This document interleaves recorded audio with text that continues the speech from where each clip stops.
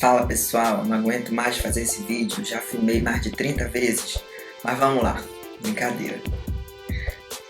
Olá pessoal, tudo bom com vocês? Cassiane Knife, aqui do grupo MedUp, e eu estou aqui hoje para dar sequência à nossa série sobre pressão arterial na pediatria, e nós vamos falar hoje sobre a crise hipertensiva na pediatria. Antes de iniciar a aula, quero pedir para vocês lembrarem de seguir o MedUp nas mídias sociais, se inscrever no nosso canal do YouTube e construir esse canal junto com a gente. Vamos lá, crise hipertensiva ou hipertensão aguda grave. O que é?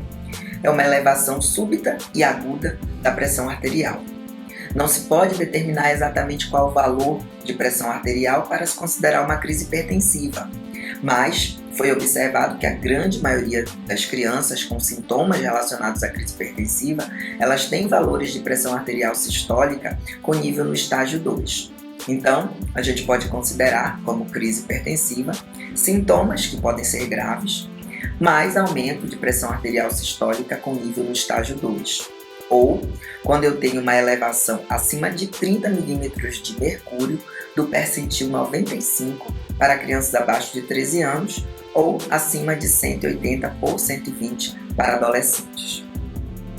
Eu tenho dois grupos dentro das crises hipertensivas. Eu tenho uma classificação em urgência hipertensiva e emergência hipertensiva.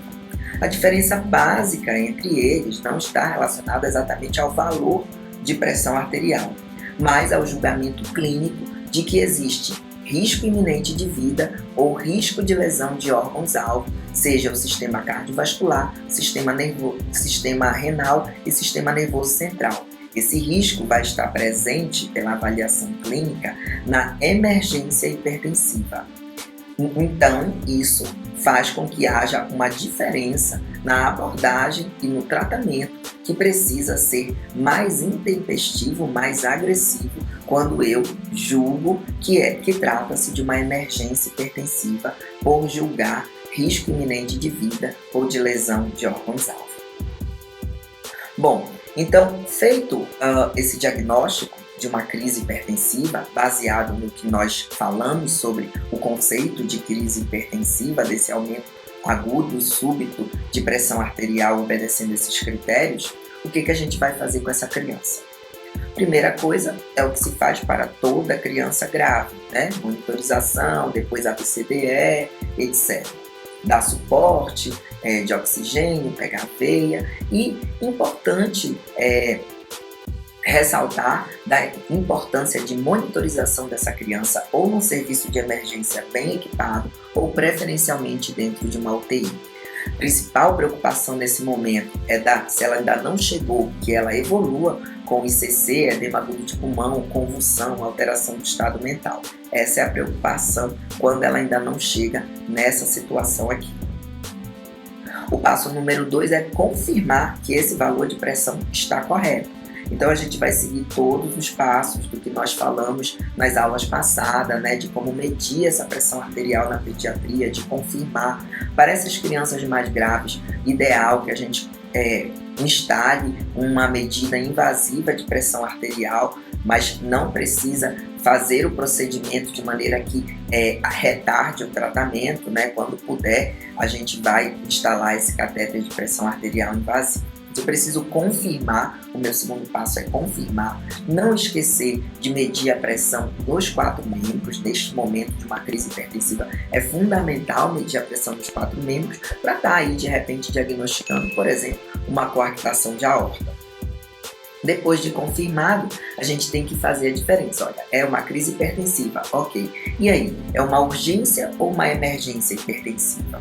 Eu vou avaliar isso fazendo o meu julgamento se eu tenho risco iminente de lesão de órgãos-alvo. Então, com o que é que eu vou preocupar? Para o sistema nervoso central, cefaleia, alteração do estado mental, seja com sonolência ou agitação, e a presença de crise convulsiva. Se eu tenho suspeita, se eu quero avaliar lesão de órgão-alvo, é fundamental um exame de fundo de olho. Às vezes eu não tenho nenhum sintoma e no exame de fundo de olho tem papiledema ou hemorragias e às vezes essa é a única alteração que denota uma lesão de órgão-alvo. E quando eu tenho suspeita aí ou um quadro de alteração do sistema nervoso central, eu preciso fazer um exame de neuroimagem de emergência, porque eu tenho que diferenciar, por exemplo, uma encefalopatia hipertensiva de outras patologias do sistema nervoso central que possam causar essa alteração, associado também ao aumento de pressão arterial. A gente vai ver daqui a pouquinho um pouco mais sobre isso, mas que associa ao aumento da hipertensão, e mais que para essas situações, a redução agressiva da pressão arterial, essas outras situações que não uma encefalopatia hipertensiva, para essas outras situações, a redução brusca de pressão arterial vai ser prejudicial e não vai corresponder a uma medida recomendada.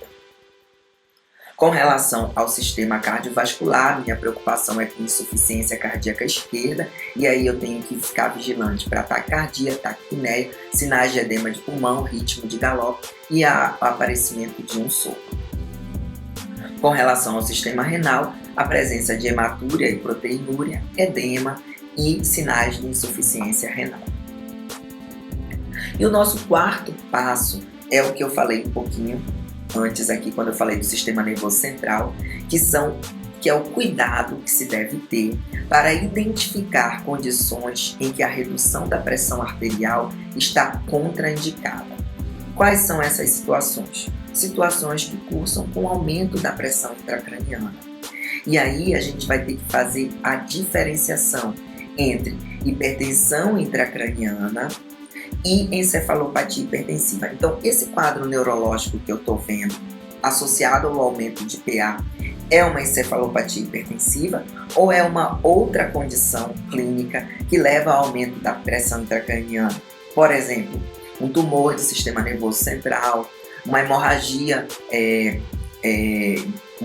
cerebral, um AVC. E muitas vezes, nessas outras situações, ocorre um aumento da PA, mas esse aumento da PA é protetor. E reduzir a PA para essas situações está contraindicado, porque vai piorar a hipoperfusão dos órgãos-alvo. Tá? Então é importante, antes de eu começar o tratamento, eu fazer essa identificação, na verdade eu fazer a exclusão dessas condições onde a redução da PA está contraindicada. Bom, feito esses 4 passos, eu vou para o tratamento. Identificado que trata-se de uma emergência hipertensiva, onde eu tenho risco iminente de morte ou de lesão de órgão-alvo, qual vai ser o meu objetivo? Vai ser atingir valor de pressão arterial sistólica em que cesse os sinais e sintomas ou que cesse o risco de lesão de órgão-alvo. O meu alvo aqui de objetivo vai ser frequentemente uma pressão arterial sistólica no percentil 95 ou abaixo de 130/80. Mas esse alvo de pressão arterial sistólica para o percentil 95 ou abaixo de 130/80 não tem que ser atingido imediatamente. A regra é reduzir o valor de pressão arterial sistólica em não mais que 25% da diferença entre o valor da pressão sistólica encontrada, a atual, e o valor da PA desejada, o meu alvo. E isso dentro das primeiras 8 horas. Vou mostrar com um exemplo para que isso fique mais claro. Então vamos imaginar, um menino de 4 anos mediu a PA 143/101. Avaliei que há um risco iminente de lesão de órgão-alvo por qualquer um dos motivos que nós já conversamos. Então, se eu avaliei isso, eu vou lá para as tabelas, né? Eu verifiquei que esse valor aqui é um valor que ultrapassa em 30 o valor do percentil 95 dele.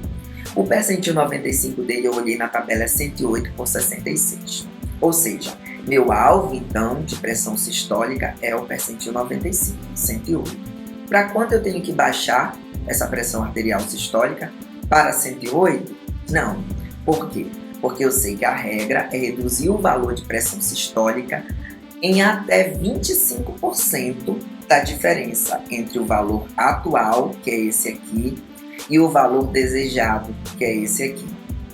Então vamos fazer a continha. A pressão arterial sistólica atual é 143 e a desejada é 108. A diferença entre 143 e 108 é 35. Eu quero baixar 25% de 35. 25% de 35 é 8,7. Isso significa que dentro das próximas 8 horas eu preciso reduzir o valor de pressão sistólica em até 8. A variação tem que ser de até 8,7. Ou seja, eu tenho que reduzir do valor que está 143 para aproximadamente 134. Esse tem que ser minha velocidade de redução de pressão arterial. Então eu vou fazer isso dentro das primeiras 8 horas e depois eu vou colocar esse objetivo total aí do percentil 95 para uma redução gradual nas próximas 24 a 48 horas. E como é que eu vou fazer isso? Bom, a medicação recomendada, a medicação venosa, é o labetalol e a nicardipina, ou a nicardipina. Porém, esses medicamentos não estão disponíveis para nós aqui no Brasil e o que nós usamos é a hidralazina ou nitroprusiato, ambos venosos. A hidralazina é venosa, mas não é infusão contínua. Ela tem um efeito um pouquinho mais demorado, mas ela tem um efeito prolongado, mas também está associado a reduções muito bruscas de pressão arterial.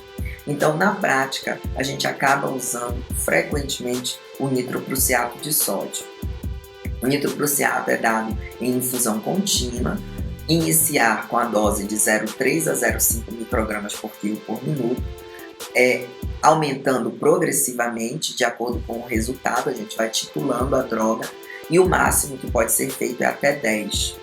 E o principal problema do nitroprusiato é a intoxicação por cianeto. O ideal é que a gente possa dosar o cianeto enquanto infunde o nitroprusiato, mas a gente sabe que nem sempre isso é uma realidade em todos os serviços.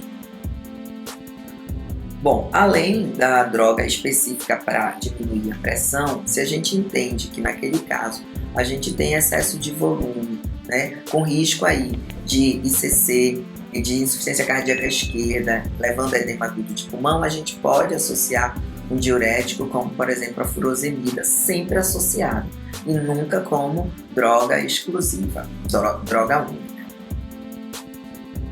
Bom, esse é o tratamento da emergência hipertensiva.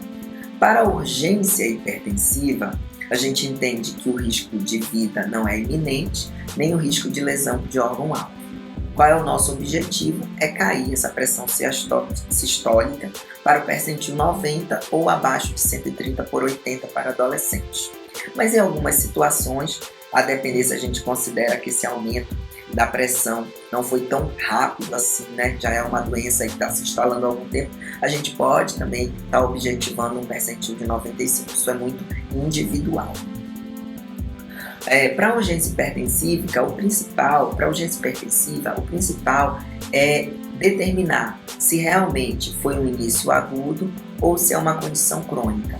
Se a gente tem um início agudo, a gente precisa de um tratamento um pouco mais rápido e as medicações frequentemente de uso venoso, tá? Essa baixa de pressão tem que ser feita em algumas horas. Lembrando que tanto na emergência quanto na urgência hipertensiva são crianças graves, ambas precisam de monitorização e de vigilância. A diferença vai ser que o tratamento da emergência ele é mais agressivo. E dentro da urgência, se eu considero um caso agudo, eu vou ter um tratamento mais rápido do que se eu considero uma condição crônica. Nessa condição crônica, a PA veio aí aumentando no decorrer de alguns dias, eu vou pensar numa redução mais demorada, que pode ocorrer aí dentro de 1, 2 ou até mais dias aí para esse meu objetivo de valor de pressão arterial sistólica, ok? Para terminar, só lembrando que a nifedipina oral de importação não é uma droga recomendada na crise hipertensiva. A gente tem várias dificuldades aí com ela, com relação à dosagem, com a ação que é prolongada e imprevisível, risco de hipotensão e risco de hipertensão de rebote. Então, não devemos usar. Bom, pessoal, então chegamos aqui ao finalzinho. Nós falamos aí nessa série de como interpretar o resultado dos valores de pressão arterial, como classificar. Após classificado, falamos do que fazer na hipertensão arterial na pediatria, como investigar, como tratar. E nesse nosso último vídeo, o que fazer na urgência e emergência hipertensiva. Vou lembrar vocês que nós estamos aí com o e-book sobre hipertensão. O e-book vai conter as tabelas, os valores de pressão para classificar e também a tabela com as medicações e as doses das medicações. As tabelas com as medicações e as doses das medicações. Ficamos por aqui. Espero que tenha sido útil para vocês essas informações. E agradeço a todos pela atenção e aguardo vocês na próxima série. Um grande abraço a todos.